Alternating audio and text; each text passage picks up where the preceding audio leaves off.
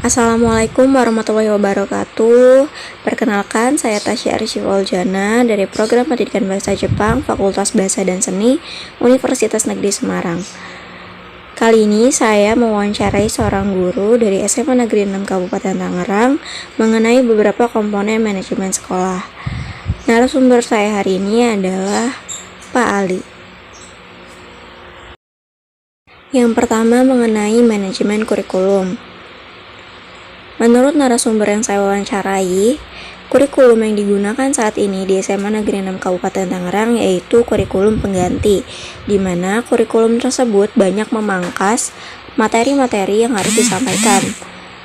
Yang jelas, kurikulum tersebut tidak memberatkan para siswa, serta hanya memberikan materi intinya saja, sehingga tidak ada yang diberatkan oleh kurikulum tersebut, dan kurikulum tersebut dapat berjalan dengan baik. Dengan masa pandemi seperti ini, para guru menggunakan sistem belajar online. Jadi biasanya para guru menggunakan aplikasi Classroom dan lain-lain untuk menunjang kegiatan belajar mengajar para siswa.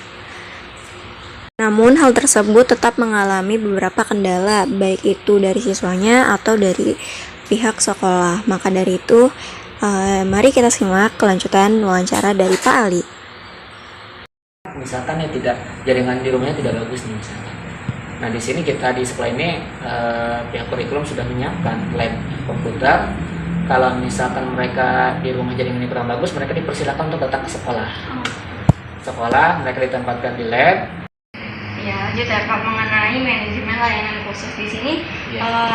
Apakah ada layanan khusus untuk menjangkau, membantu para siswa ini belajar gitu, seperti perpustakaan atau mungkin kesehatan lainnya? Oke, jadi di sini kan termasuk prosesnya lengkap ya. Kita ada perpustakaan yang bisa setiap hari mereka kunjungi ya. Mereka juga bisa meminjam buku-buku, kemudian di sini buku juga lengkap, buku pelajaran atau misalkan buku fiksi non fiksi. Nah, mereka juga nanti mendapatkan kartu perpustakaan. Nah, untuk perpustakaan itu mereka dapatkan, mereka sudah daftar dulu ya perpustakaan dan mereka pinjam. Selain itu juga kan kita punya ada karir ya. Untuk karir itu mereka bisa berkonsultasi dengan guru BK mereka tentang penerusan minat dan bakat. Begitu. Terus juga kita pertama kan pasti ada yang namanya Career Day ya, kemudian ada kalau goes to school gitu ya, kegiatan rutin yang kita adakan setiap tahun ya, untuk memotivasi mereka agar bisa melanjutkan ke perguruan tinggi yang akan perguruan tinggi negeri. Nah, jadi untuk fasilitas penunjang belajar mereka itu sebenarnya di sini sudah lengkap banget gitu ya, lengkap banget. Tinggal bagaimana cara mereka memanfaatkan. Lalu bagaimana nih Pak, seperti yang Bapak sebutkan tadi, bimbingan konseling, lalu itu proses pelaksanaannya seperti apa? Proses pelaksanaan konseling yang bisa berjalan itu bisa di jam jam kosong, misalkan ada jam kosong karena di sini itu BK itu tidak masuk kelas ya, tidak masuk jam kelas.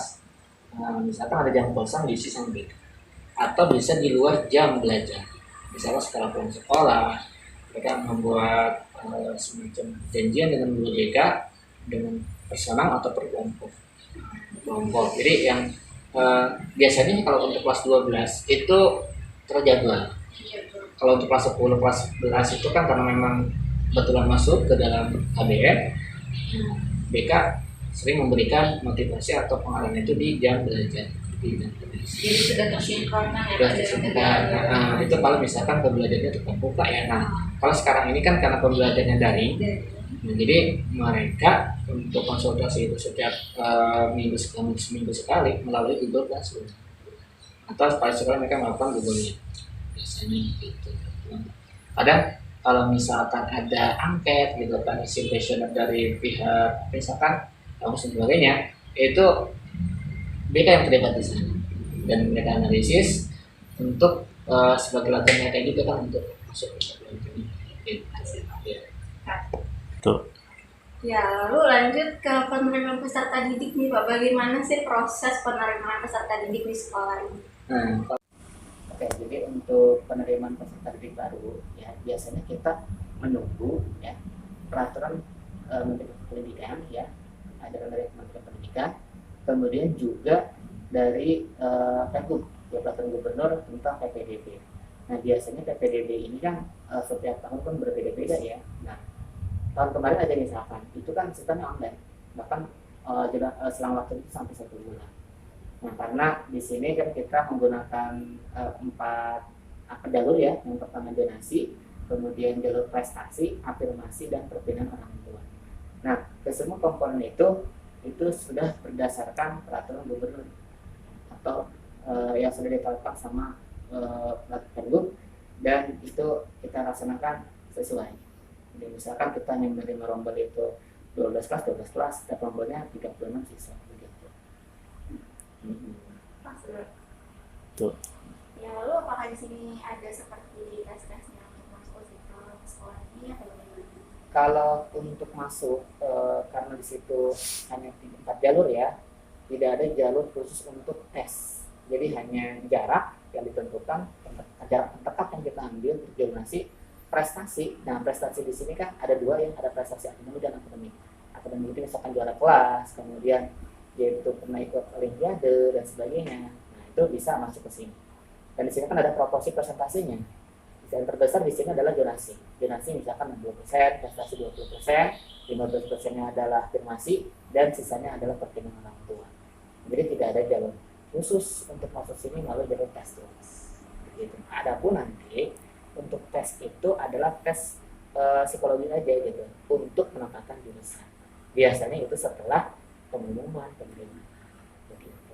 Jika hasil tes penentuan jurusan sudah keluar, apakah siswa itu bisa berpindah jurusan?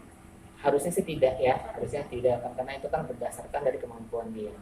Tetapi kadang gitu ya, kadang ada anak yang ya mungkin karena orang tua pengen anaknya di IPA, tapi dari hasil tes itu anaknya di IPS misalkan untuk bahasa, dan ya paling ketika misalkan ada yang mengundurkan diri itu mungkin 1 orang 2 orang bisa ya, tetapi untuk sementara ini sih kayaknya nggak ada ya, jadi nggak ada anak yang pindah jurusan itu. Jadi kita emang kalau di sini itu ya misalkan kita nerima 432 yang datang misalkan 800 kan begitu ya.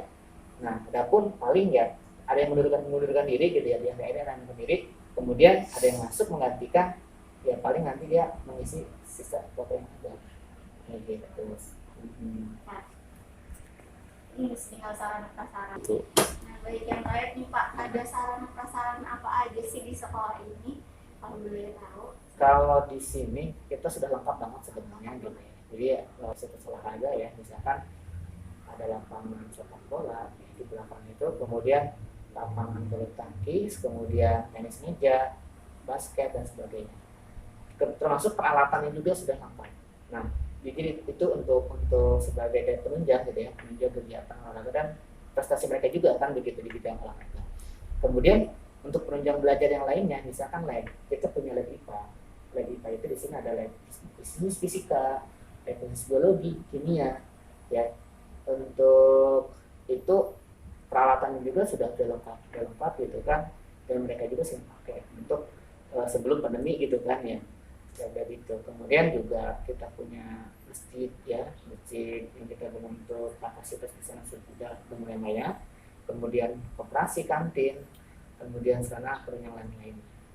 Jadi intinya kalau untuk masalah sarana prasarana di sini sudah lengkap. Itu indikatornya adalah berdasarkan hasil akreditasi. Hasil akreditasi kita kan di sini sudah unggul ya, dan nilai sarana prasarannya ya hampir sempurna.